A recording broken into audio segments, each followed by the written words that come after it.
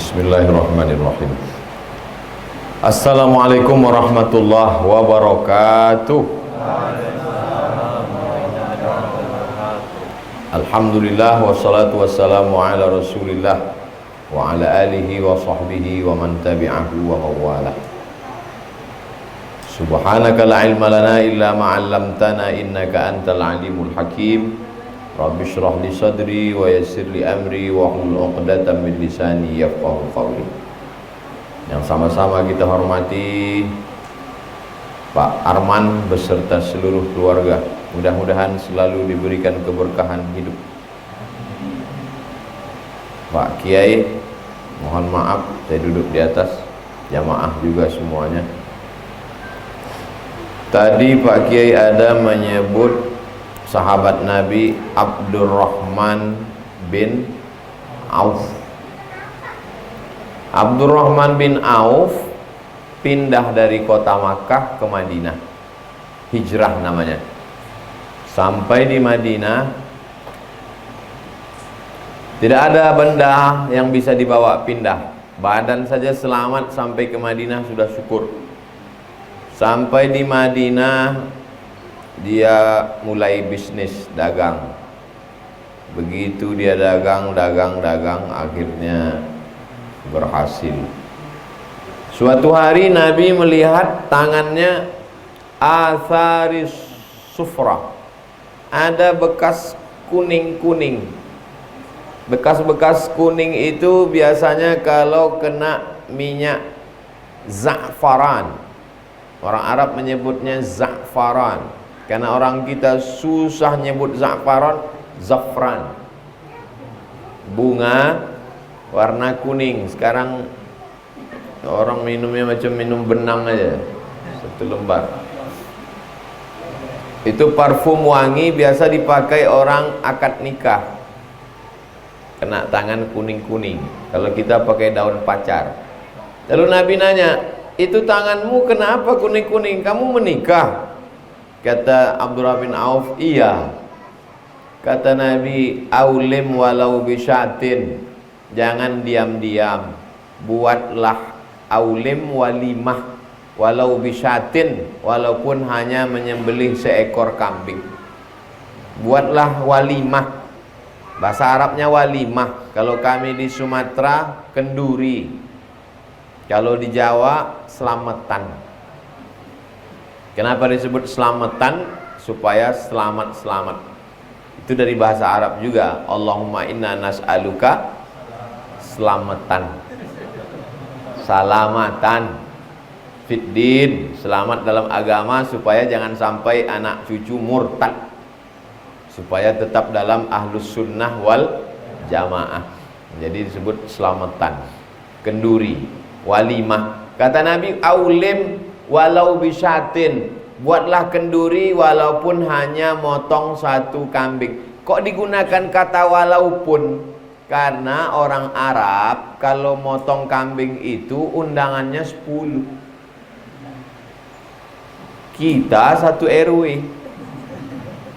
Orang Arab kalau onta kambing itu 10 orang. Maksud Nabi, kendurilah walaupun undangannya hanya cuman 10 orang. Itu maksudnya aulim walau bisyatin. Jangan diam-diam. Itulah makna ayat wa amma bi ni'mati rabbika fahaddits. Kalau ada nikmat Allah itu ceritakan. Bukan maksudnya cerita nikmat, bukan itu maksudnya. Ada nikmat Allah, berbagi. Abdurrahman bin Auf dapat nikmat Allah, bisnisnya lancar, menikah dia, diam-diam. Nabi marah. Aulim walau bisyatin. Umumkan. Potong kambing walaupun hanya seekor. Zaman dulu kalau mengumumkan itu pasti motong kambing. Sekarang bisa diumumkan tanpa motong kambing, berkat adanya Facebook dan Instagram. Cukup share aja foto, selesai. Tapi kurang aulim walau bisyatinnya, tidak dapat la in syakartum la azidannakum. Menikah walimah, dapat kabar gembira bahwa positif. Itulah satu-satunya orang yang suka positif. Lain daripada itu nggak mau positif. Razia BNN, apa yang diharapkan orang? Negatif. Rapid test negatif. Tes swab negatif. Tapi kalau yang satu ini positif. Begitu dapat kabar positif, bersyukur lagi kepada Allah, karena begitu susahnya orang dapat anak. Tidak satu dua jamaah yang datang ke saya minta doakan Pak Ustadz, saya sudah umur 40 tahun belum punya anak. Baca Al-Fatihah. Kenapa kamu belum punya anak? Belum nikah. Nikah dulu. Sulit nggak bagi Allah Subhanahu wa ta'ala membuat perempuan maaf? Mudah. Innama amruhu iza arada syai'an ayyakula lahu kun. Lalu kenapa orang menikah lama tidak punya anak? Allah cuma ingin melihat engkau menangis di tengah malam meneteskan air mata. Ya Rabb, Allah suka melihat kau berdoa. Allah itu suka melihat kita berdoa syisa'a na'lih, walaupun hanya mengadukan tali sendalnya putus. Allah suka melihat kita berdoa. Putus tali sendal, ya Allah gantilah sendal yang baru. Ya Allah, suka Allah melihat kita berdoa. Allah yang nyuruh kita berdoa. Ud'uni astajib lakum. Berdoalah kamu padaku, mintalah padaku. Makanya tiap hari 17 kali kita katakan iyyaka na'budu wa iyyaka nasta'in. Makanya walimah yang kedua adalah ketika mendapatkan berita kehamilan. Sekarang banyak orang menikah nggak mau hamil, disuntik biar supaya jangan hamil. Akhirnya nggak hamil-hamil.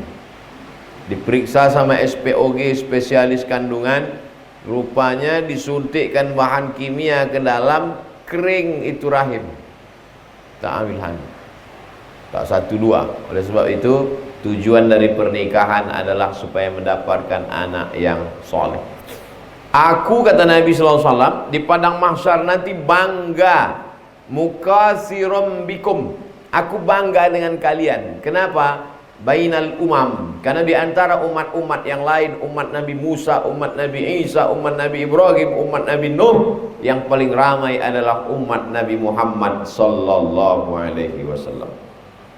Tazawwajul walud al-wadud. Tazawwajul walud al-wadud. Tazawwajul walud, nikahilah perempuan yang subur. Al-wadud, penyayang. Walud, subur. Subur maksudnya banyak anak. Al-wadud, penyayang. Anaknya banyak tapi sayang. Ada anak satu, telinga hilang sebelah. Bagaimana kita bisa tahu dia ini subur, Pak Ustadz? Memangnya ada test drive? Oh, keceplosan. Dari mana tahu kalau laki-laki mau nikah bahwa perempuan itu subur? Lihat keluarganya, emaknya, neneknya, adiknya, kakaknya.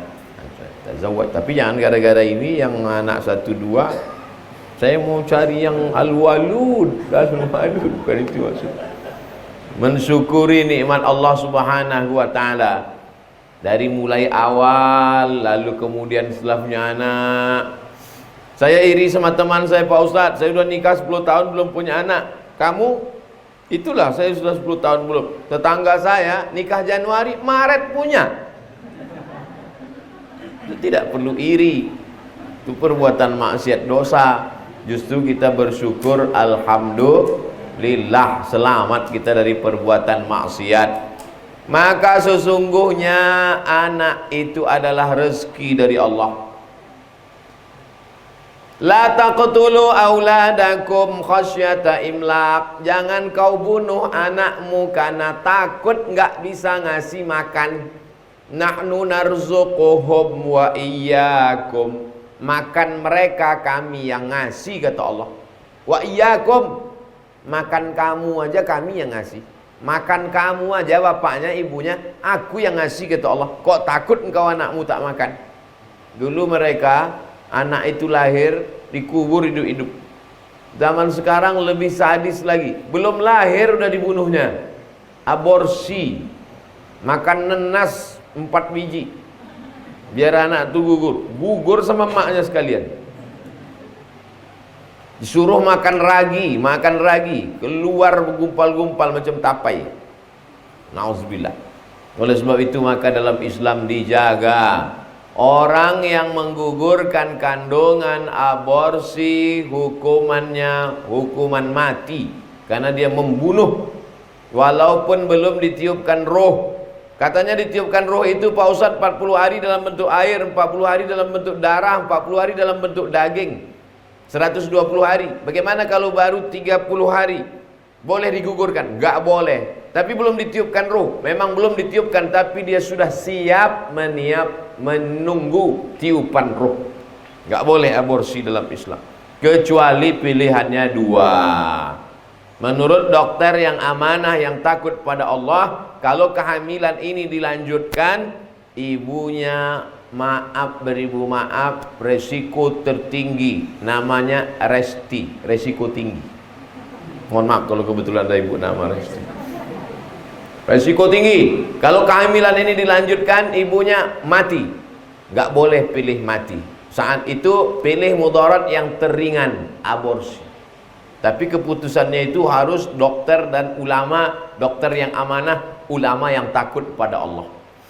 Bapak, setelah kami periksa ini ternyata pilihannya dua. Kalau kehamilan dilanjutkan, ibunya bisa mati meninggal dunia.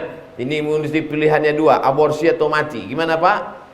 Pilih mati aja lah. La tulqu bi aidikum ila tahlukah.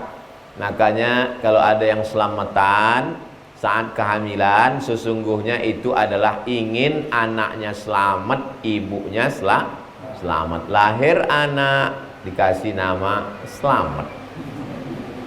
Karena dia selamat. Perempuan Salma.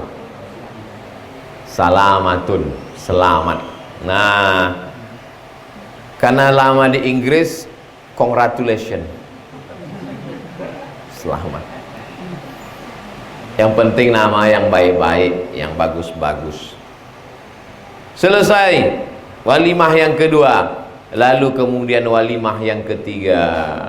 Kullu mauludin rahinatun biaqiqatihi. Setiap anak yang lahir itu tergadai dengan akikahnya. Kita nggak ada uang, lalu kita pinjam duit ke orang nggak percaya dengan kita gadaikan surat tanah. Nanti setelah ada uang penebusnya, kita tebus atau kita biarkan? Kita tebus, orang punya kita, nanti diambil orang. Begitu juga anak itu tergadai. Bagaimana cara menebusnya? 3. Tuzbahu anhu yauma sabi'ihi. Potongkan kambing hari ke-7. Yuhlaku, cukurkan rambutnya. Wa yusamma, kasih nama yang bagus. Walimah yang ketiga. Walimah pertama nikah, jangan diam-diam. Walimah yang kedua, kamu nikah kenapa diam-diam? Yang ketiga Pak Ustaz. Oh iya betul. Yang kedua saat syukur ada diberi Allah karunia anak. Yang ketiga saat anak lahir dengan selamat, maka potongkan kambing hari ke-7. Nggak ada uang hari ke-7, hari ke-14. Hari ke-14 sibuk pulang kampung. Hari ke-21. Hari ke-21 belum bisa karena gaji terlambat akibat Covid. Nggak usah lihat kalender lagi. Mau sebulan, setahun, 2 tahun, 5 tahun. Bahkan bapak ibu yang dulu kecil belum akikah, sekarang baru ada uang, boleh akikah sekarang.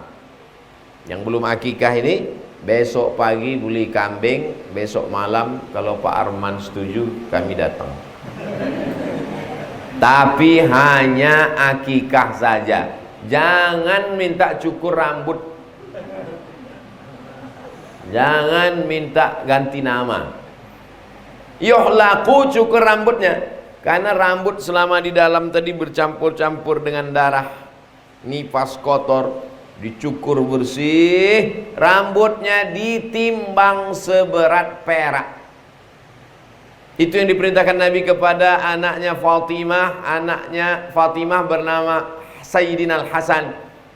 Cukur rambut Hasan, timbang setimbang perak. 1 gram perak sekarang 70.000. Jadi kalau berat rambut anaknya 10 gram, sedekah 700.000. Tapi Pak Ustadz ada yang ngasih tahu emas. Yang ngasih tahu emas itu dalilnya qiyas. Boleh dipakai yang rendah, dinaikkan ke tinggi boleh. Nabi nyuruh perak dinaikkan ke emas boleh. Yang nggak boleh itu emas diturunkan ke perak, itu nggak boleh. Nabi nyuruh perak dinaikkan jadi emas boleh. Kamu kemarin waktu anaknya lahir ditimbang rambutnya, iya, pakai emas apa pakai perak? Pakai emas dong. Berapa beratnya? 1 gram. Upin-ipin. Tinggal lahir. Mau gaya pakai emas, anak lahir gondrong. Gitu ditimbang setengah kilo. Rambutnya aja itu. Oleh sebab itu Islam ini tidak memberatkan. Pakai perak saja. Lalu kemudian yatasaddaqu biha, uangnya sedekah. Jadi kalau kita urutkan dari 3 walimah ini, walimah nikah, syukuran hamil, walimah saat anak lahir, maka ketiga-tiganya ini nampaknya berbeda. Ini saat bertemu laki-laki dan perempuan, ini saat bertemu sel telur dengan ovum dengan sperma, maaf. Dan ini adalah saat anak bertemu dengan dunia. Tapi substansi dari yang tiga-tiga ini sama. Isi dari walimah itu adalah sodakoh. Oleh sebab itu sodakoh ini sebetulnya yang diajarkan. Sebelum anak sholat, ajarkan sodakoh. Belum nampak lagi anaknya, belum hamil lagi, sudah diajarkan sodakoh. Seorang yang ibadahnya biasa-biasa saja tapi rajin bersodakoh lebih disukai Allah daripada orang yang banyak ibadah, rajin tahajud, rajin sholat sunat, rajin puasa sunat, pelitnya minta ampun. Ayyalal falah, marilah menuju kemenangan. Siapa itu orang yang menang? Wa may yuqashuhha nafsihi faulaika humul muflihun. Orang yang menang adalah orang yang selamat dari sifat bakhil, bin pelit, bin medit, bin kikir, dan seterusnya. Nasabnya saya kurang hafal. Oleh sebab itu maka termasuk kita malam ini adalah bagian dari sodakoh. Jadi yang susah menjelaskannya. Tadi acara apa? Waduh, lupa nanya. Sodakoh. Saya dulu kuliah tamat dari Mesir, sempat di Malaysia. Di Malaysia itu setiap hari Jumat di Masjid UKM, University Kebangsaan Malaysia. Kalau datang sholat Jumat jam 12.30, jam 11 itu udah ada sirup, bubur, pisang, ramai datang. Kebanyakan anak Indonesia. Nanti kalau mau diupload tolong potong ya. Kemudian saya tinggal di Kajang. Di situ ada Masjid Raya Kajang. Kajang itu Selangor, Malaysia. Itu kalau buka puasa itu azan maghrib, dari azan ke sholatnya agak beberapa menit ngasih orang buka. Itu bubur sudah dipajang, namanya bubur lambuk. kubur lambu. Jadi rata-rata mereka ini senang sekali bersedekah. Dan masyarakat kita luar biasa. Saya mau membanding-bandingkan di tempat lain. Di Mesir gitu juga Bapak Ibu. Saya 4 kali Ramadan di Mesir. Ramadan tahun 99, 2000, 2001, 2002. 4 kali Ramadan di Mesir. Itu jam 6 sore, kemah-kemah sudah penuh. Jadi setiap ada tanah lapang itu dipasang kemah. Orang sedekah. Dibuat tulisan besar-besar, Maidatur Rahman. Maidah meja makan, Rahman Tuhan, meja makan Tuhan. Apa maksudnya? Di meja makan itu ada makanan, tapi yang ngasih nggak mau ngaku, seolah-olah itu makanan kiriman dari Tuhan. Jam 6 kita datang, makanan sudah siap, tinggal duduk aja. Rata-rata mahasiswa Indonesia, anak Afrika ada juga, anak Turki, ramai. Waktu itu anak Indonesia mahasiswa 2.473 orang. Sekarang sudah 7.000 orang. Dibandingkan kami 20 tahun yang lalu di Mesir. Luar biasa. Pindah saya ke Maroko. Di Maroko saya tinggal di asrama. Pas bulan puasa, hari pertama bulan puasa sore, saya lihat ada 2 drum besar. Apa nih? Buka tutup bubur. Bubur harira namanya. Buka puasa orang Maroko itu buburnya seragam semua. Bubur harira.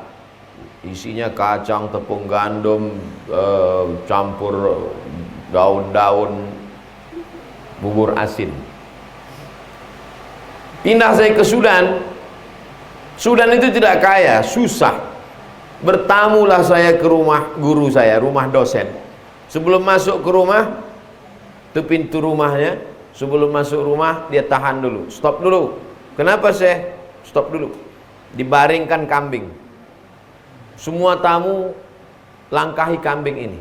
Apa ini? Begini kami, tradisi kami menerima tamu. Jadi saya langkahi kambing itu semua masuk.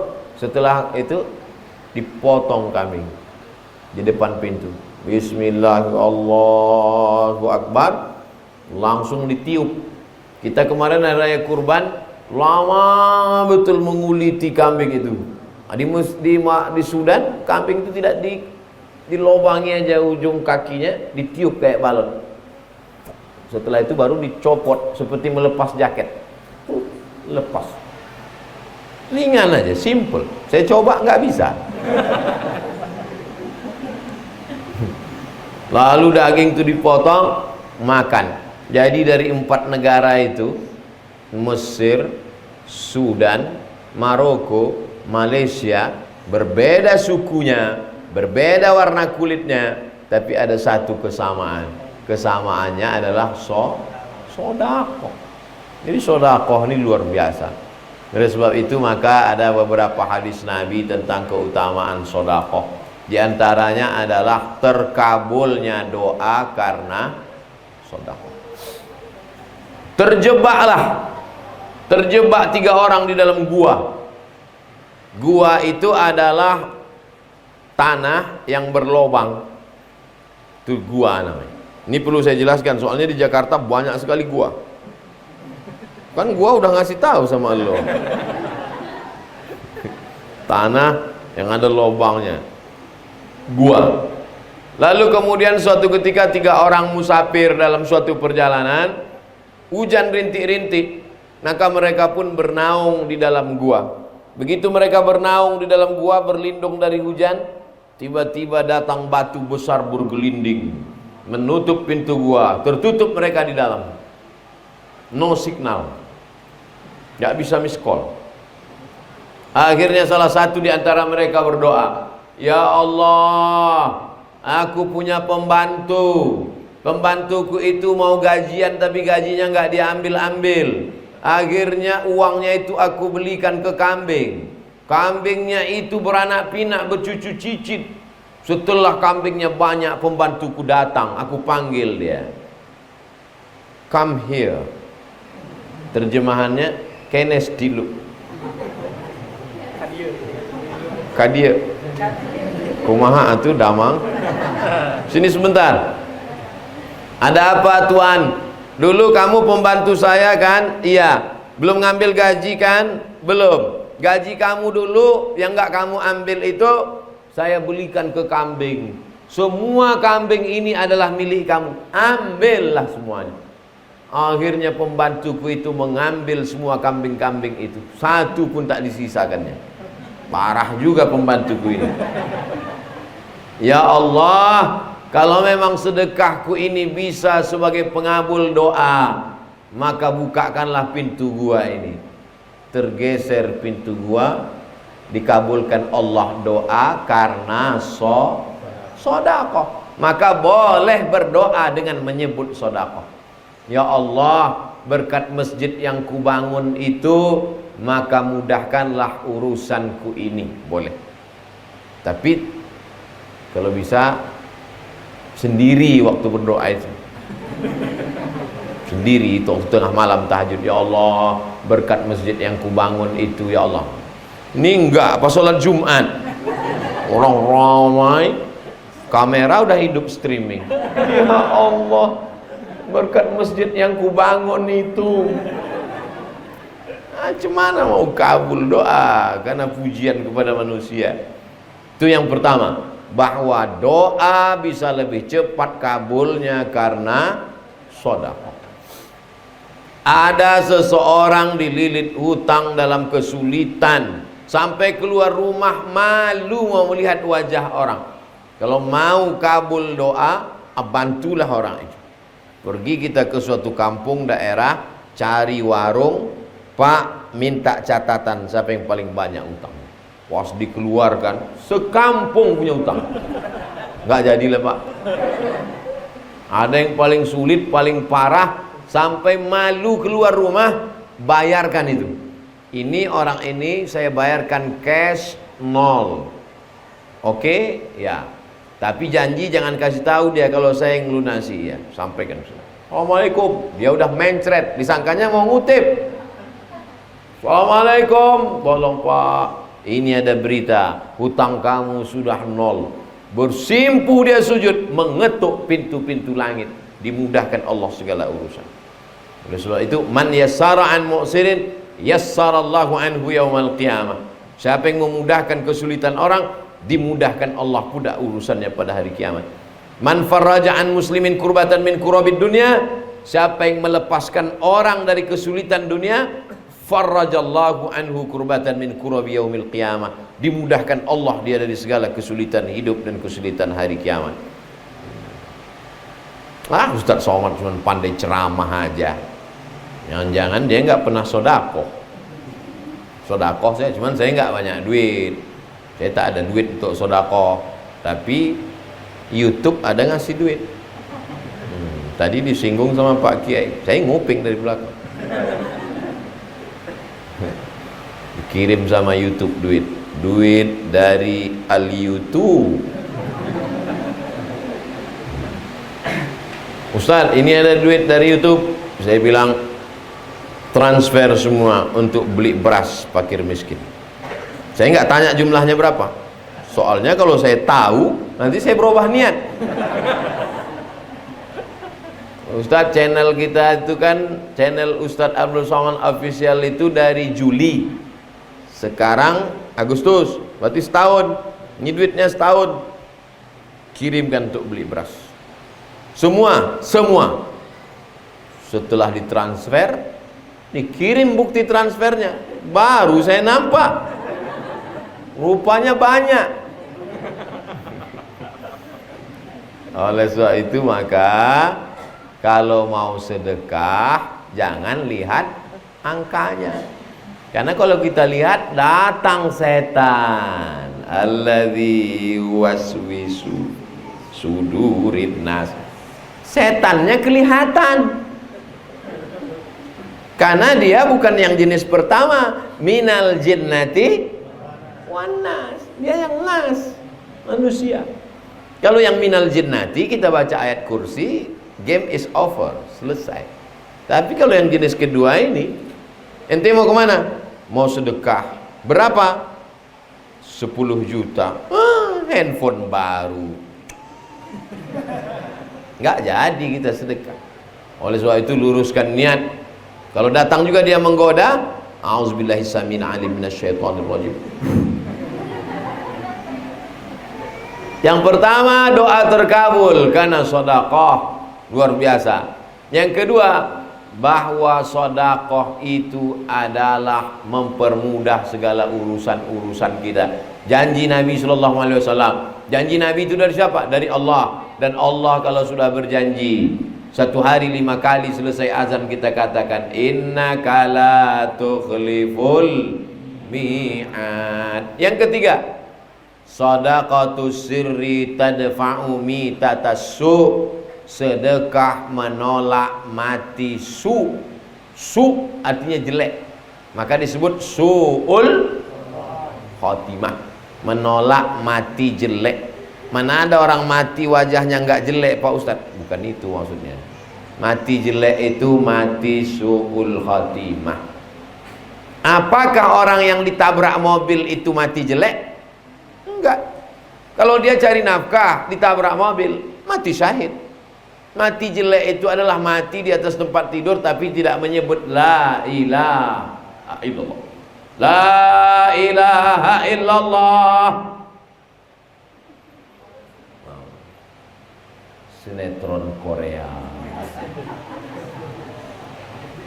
Apa yang paling sering kau tonton? Apa yang paling sering kau dengar? Apa yang paling sering kau lihat? Apa yang paling sering masuk ke kepalamu? Apa yang paling sering masuk ke telingamu? Apa yang paling sering mengganggu pikiranmu? Apa yang sering kau pikirkan dalam otakmu? Itulah yang akan datang waktu mau sakaratul. Alhamdulillah jamaah paling sering zikir, paling sering baca yasin, paling sering sedekah, maka itulah yang akan menolong. Ada orang sakaratul mautnya 6 bulan. 6 bulan sakaratul maut. Judul lagunya Setengah Napasku Pergi. Ya mati-mati. Namanya Mustafa Kemal Atatürk, pemimpin sekuler dari Turki. 6 bulan nggak mati-mati. Ada lagi yang lebih hebat lagi, bertahun-tahun. Bisa dicari di Google, nampak gambarnya. Perdana Menteri Israel. Siapa namanya? Ariel Sharon. Bertahun-tahun tak mati-mati. Mati itu bukan kuasa kita. Bisa kita mati kehendak kita. Yuhyi wa yumit. Allah menghidupkan, Allah mematikan. Berapa banyak orang mau mati enggak mati-mati? Berapa banyak orang enggak mau mati? Mati. Mau mati enggak mati-mati.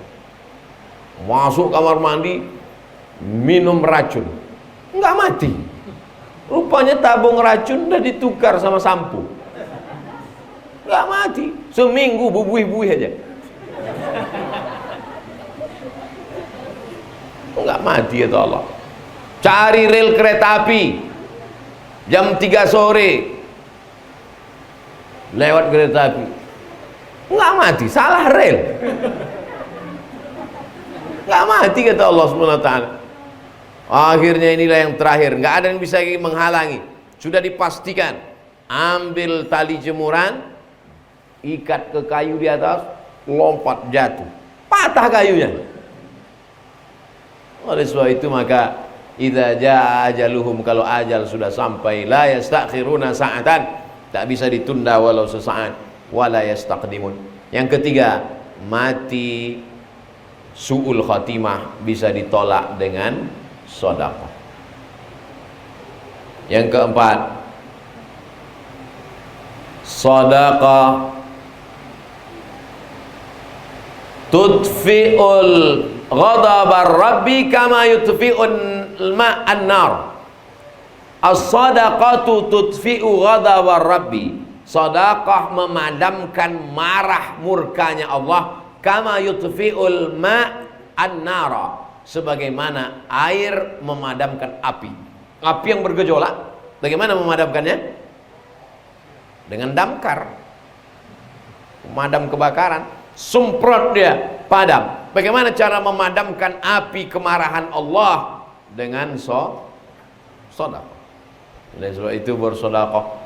Ini cuman astaghfirullah rabbal bar. Habis itu nanya sama Ustaz, Ustaz saya istighfar, kira-kira dosa saya sudah diampuni belum ya? Sedekah. Astagfirullah sampai menangis, astagfirullah. Pas lewat kotak 2000. Mana mau sedekah menghapus dosa. Oleh sebab itu maka sedekah ini amal yang paling luar biasa di antara semua itu sedekah. Makanya orang mati kalau diminta hidup lagi, jen maksudnya jenazah. Jenazah, mau kau hidup lagi? Kata jenazah, mau. Kalau kau kasih hidup lagi mau jadi apa? Apa kata jenazah itu? Laula akhartani ila ajalin qarib. Kalau kau kasih aku hidup sebentar saja ya Allah, fa asaddaqa, aku mau bersedekah. Carilah ayat di Quran. Ya Allah, kalau kau kasih aku hidup sebentar saja, aku mau umroh. Gimana mau umroh? Lockdown. Bisa nggak keluar sampai sekarang? Ya Allah, kalau kau kasih aku hidup sebentar saja, aku mau sholat tahajud. Nggak ada. Aku mau bersedekah. Tapi jangan gara-gara ceramah ini nanti jamaah semuanya cuma sedekah nggak sholat. Kau nggak sholat, bersedekah Pak Ustaz. Sedekah itu nyantolnya sama seperti dinding ini, wallpapernya cantik, gordennya cantik, kaligrafinya cantik, tapi nyantolnya di tiang. Kalau tiangnya roboh, amal semua roboh. Dan tiangnya itu adalah sholat. As-sholatu imaduddin. Sholat itu tiangnya agama. Nah, jadi ceramah ini jangan dipotong-potong. Dengar utuh 60 menit, 15 menit lagi. Saya mulai tadi kan 8:30, berhenti 8:30. Habis itu kita buka tanya jawab sampai azan subuh. Kita buka tanya jawab, dialog. Habis itu saya pulang istirahat. Besok subuh silakan datang di Az-Zikra. Az-Zikra, tempat Ustadz almarhum Ustadz Arifin Ilham. Lalu kemudian yang kelima, sedekah itu adalah untuk booking satu pintu surga. Surga itu ada pintu-pintunya. Jadi jangan menyangka masuk surga lewat jendela. Itu maling. Masuk surga ada satu pintu namanya babus sedekah. Pintu sedekah.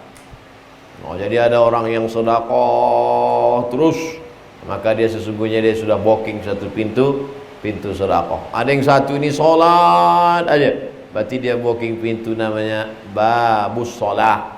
Ada namanya babur rayyan. Yang sehat badannya banyak sholat. Ada satu lagi banyak hartanya, babus sedekah. Mau sedekah nggak ada uang, mau sholat kaki nggak kuat, nah tahan makan. Nah babur rayyan. Tahan makan, kumat, mah akut, usus rasanya berbelit-belit. Ada satu pintu lagi, babul kazimin al-ghaiz, pintu menahan amarah. Kau tahan makan bisa? Gak bisa Pak Ustaz. Tahan marah? Bisa Pak Ustaz. Nah bagus. Kenapa kau tak melawan? Gak berani Pak Ustaz, dia jenderal bintang 5. Itu bukan menahan marah, ketakutan. Oleh sebab itu jangan batasi surga dari satu pintu saja, karena pintu surga itu banyak, beraneka ragam.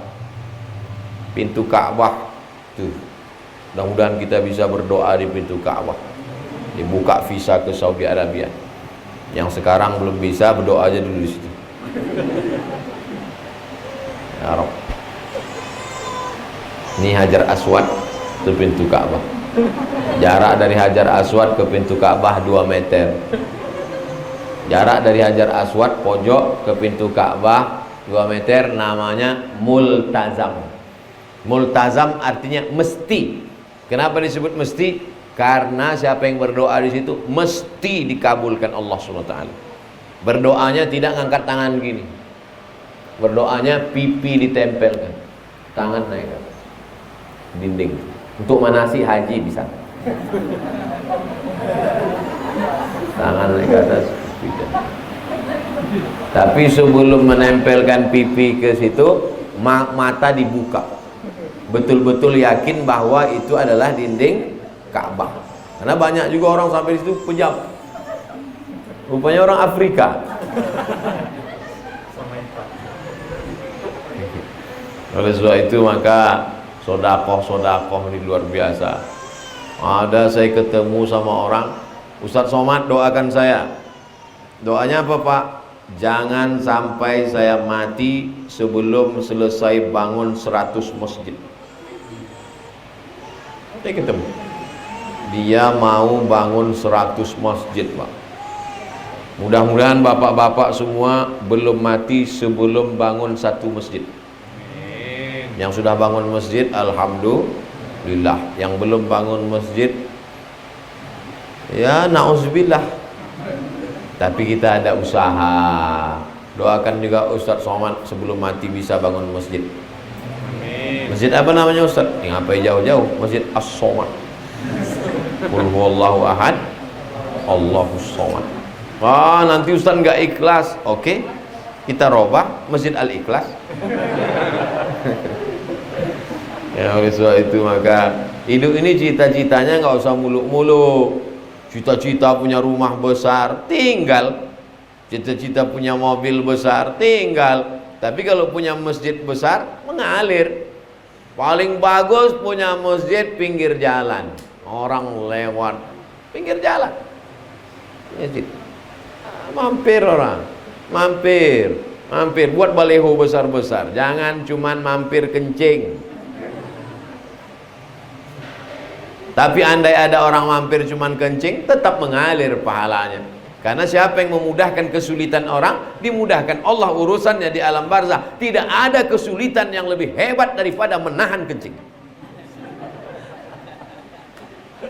Nah itu potong tuh 1 menit, masukkan ke Instagram. Betul tidak? Tidak. Betul lah. Tak ada orang secantik-cantik orang kalau sudah menahan kencing jelek mukanya.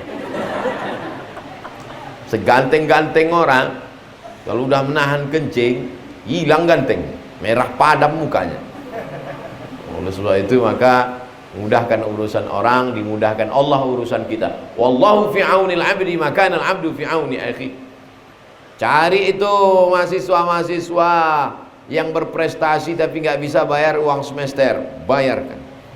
Kumpulkan anak-anak muda yang mau menikah tapi sulit mendapatkan biaya buat nikah massal, mudahkan urusan mereka.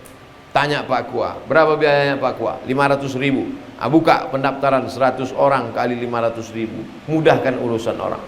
Cari orang-orang tua yang anaknya sudah tak ada, suaminya sudah meninggal, hidup sebatang kara tak makan. Tanya dia, ibu sendirian, anak tak ada, suami tak ada, sendirian sudah tua, berapa makan sebulan? 5 juta. Banyak kali. Kasih dia bantuan. Tolong orang susah. Oleh sebab itu maka yang bisa menolong sesuai dengan kemampuannya masing-masing. La yukallifullahu nafsan illa wus'aha. Allah tidak membebani orang lebih daripada kemampuannya. Bapak Ibu yang dimuliakan Allah Subhanahu wa taala, anak-anak kita latih sedekah. Kasih dia duit 10.000, 20.000. Senyum dia. Terima kasih Papa, terima kasih Mama, masukkan ke kotak itu. Enggak jadilah kata dia. Seumur hidup sampai mati dia akan ingat itu. Sekali saya ceramah belum masuk kotaknya. 2 kali saya ceramah belum tentu menembus telinganya. Tapi sekali ibu bapak lakukan itu, kasih dia duit 5.000, 10.000, suruh dia salamkan ke fakir miskin. Kasih. salamkan. Maka itu luar biasa efeknya ke jiwa dia. Pendidikan, siapa yang mendidik itu? Ibu-ibu inilah yang mendidik anak-anak itu menjadi anak-anak yang soleh dan solehah. Bapak ini gak sempat karena mereka mencari nafkah, pontang panting, tunggang langgang, lintang pukang, kepala jadi kaki, kaki jadi kepala. Paham Bapak Ibu bahasa saya ini kan? Tak paham nanti saya buatkan bilingual. Bapak Ibu yang dimuliakan Allah Subhanahu wa taala, hidup kita ini singkat, tapi sedekah itu panjang. Makanya dalam hadis sahih Muslim, idza matal insan, kalau manusia mati selesai, ada yang tak putus, shadaqatun jariyah, sedekah jariyah. Tapi sedekah yang paling afdal adalah wakaf. Nama besarnya sedekah umum, sedekah, tapi yang paling enggak putus adalah wakaf. Ruko yang di sana itu saya wakafkan, ruko wakaf. Silakan sewa, hasilnya sewa ruko 1 tahun 100 juta untuk biaya operasional anak yatim sekolah tahfiz, gaji gurunya, beli whiteboard, beli spidol, kursi patah, 100 juta mengalir pahalanya buat ruko wakaf. Akta ikrar wakaf ke Pak Kua, robah status tanah jadi tanah wakaf. Cuman sekarang kalau udah cerita tanah wakaf, bayangan orang kuburan. Tanah wakaf dalam Islam itu bukan cuman kuburan. Tanah wakaf dibangun di atasnya hotel, hotel syariah. Hasilnya, nah oleh sebab itu bapak-bapak, ibu-ibu berkumpul buat sebuah komunitas, lalu kemudian membuat hotel syariah di tanah wakaf, lalu kemudian klinik disewa oleh dokter, tapi tanahnya tanah wakaf, disewa kan nggak putus, karena kalau dijual habis. Tanah wakaf produktif, la yurasu, nggak bisa diwariskan, wala yuhabu, tidak bisa dihibahkan, wala yuba'u, tidak bisa diperjualbelikan. Namanya wakaf. Pak Ustadz, ada yang mau saya wakafkan ini. Bagus Pak. Mana dia? Ini. Keluar anaknya. Anaknya mau diwakafkannya. Maksudnya apa nih? Anak saya yang satu jadi dokter, yang satu jadi tentara, yang satu jadi polisi, yang satu jadi pakar ekonomi, yang satu jadi akuntan, yang satu jadi lawyer, yang ini kuwakafkan menjadi penghafal Quran untuk menolong agama Allah. Takbir. Makin semangat jihad ya Allah. Oleh sebab itu ada anak kita ini yang diwakafkan. Wakafkan fisabilillah. Mbah saya, kakek saya dulu, cucuku yang ini, cucunya 40 lebih kurang. Cucuku yang ini terserah, tapi yang satu ini mesti sekolah agama, enggak boleh sekolah umum. Maksudnya ini tuh saya sekolah agama, maka saya enggak pernah sekolah umum. Ibtidaiyah, sanawiyah, aliyah, kuliah, terus agama. Jadi saya bukan mendadak tiba-tiba jadi ustadz. Saya ini hasil wakaf. Ini tanahku, kebun kelapa 2 hektar, kata mbah saya. Kebun kelapa 2 hektar, lengkap di dalam ada kolam ikannya, untuk biaya cucuku ini kuliah. Kalau aku mati, ini kebun untuk biaya dia kuliah. Tapi kalau aku hidup, aku yang akan membiayai dia. Ninggal kakek saya tahun 82, umur saya 5 tahun. Meninggal dia, pokok-pokok kelapa itu pun ikut mati. Dijual tanah. Tanah yang dulu kata dia untuk biaya sekolah saya itu dijual. Allah ganti.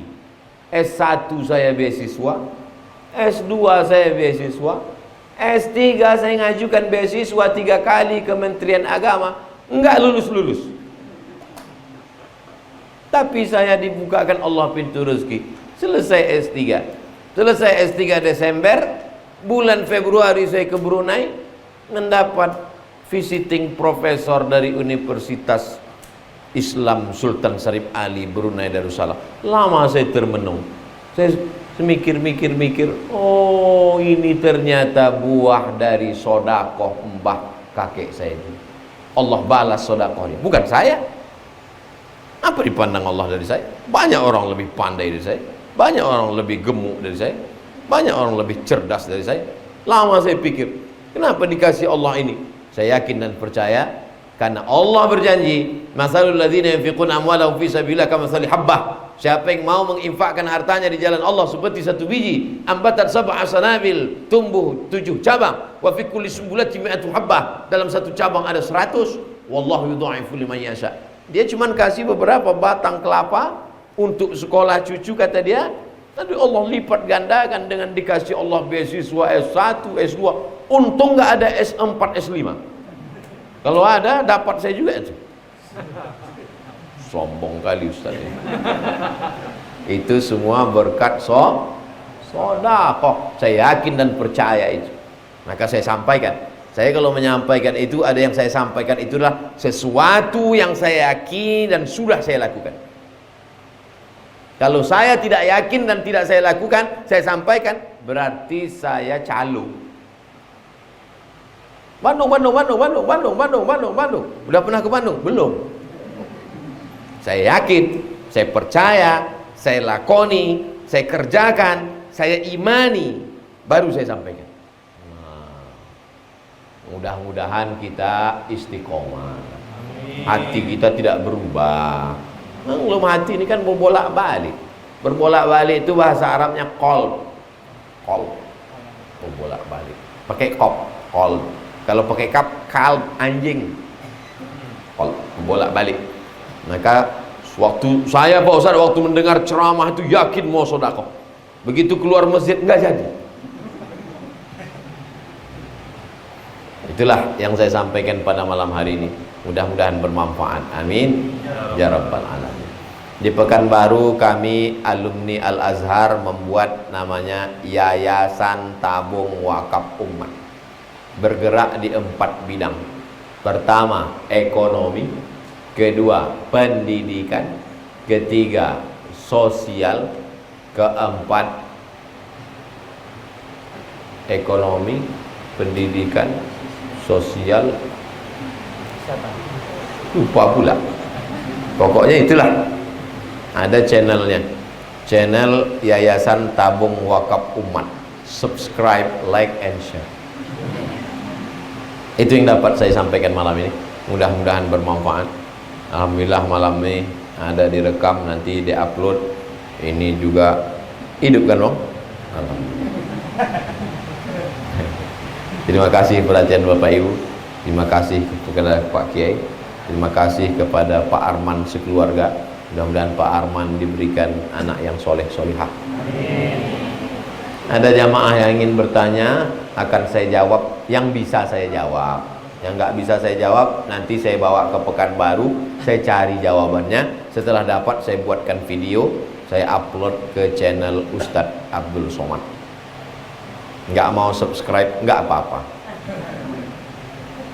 Terima kasih. Assalamualaikum warahmatullahi wabarakatuh.